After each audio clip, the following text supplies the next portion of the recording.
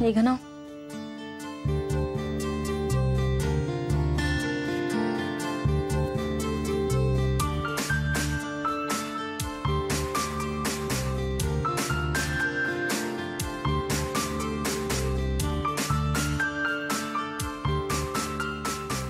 या 2 दिवसात एक मोठा प्रवास करून आलोय आपण।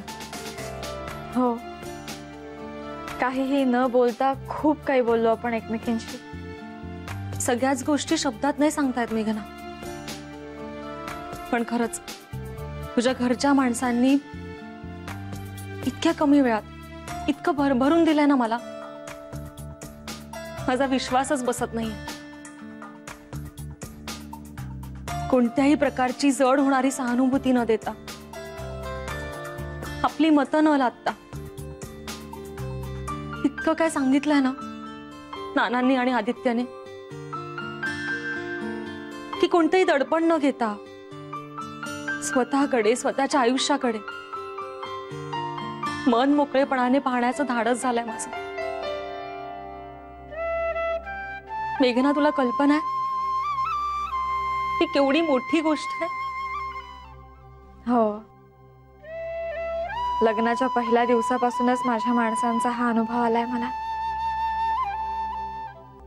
मी स्वतःशी खूप झगडून या सुखापर्यंत पोहोचले अंजली। आता तुला सगळं माहितीच आहे, त्यामुळे मला नेमकं काय म्हणायचं याचा अर्थ कळत असेल तुला। हो, आमचं बोलणं नाही झालंय, पण मला खात्री आहे हँकींचा हा पुनर्जन्मच आहे। त्यांच्या चेहऱ्यावरची उदासी गेलेली पाहून मला खरंच खूप आनंद झालाय मेघना।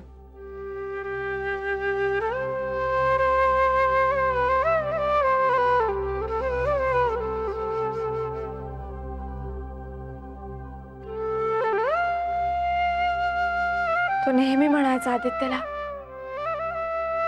We are destined to meet, आणि खरंच तसंच झालं। त्याच्या हृदयात रुतलेला काटा आदित्यनेच हलक्या हाताने काढला।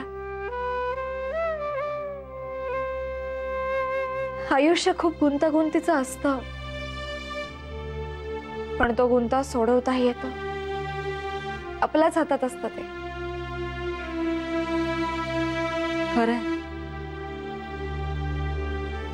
आयुष्य एका वाहत्या नदीसारखं असतं, पण आपण मात्र तिथेच उभे असतो।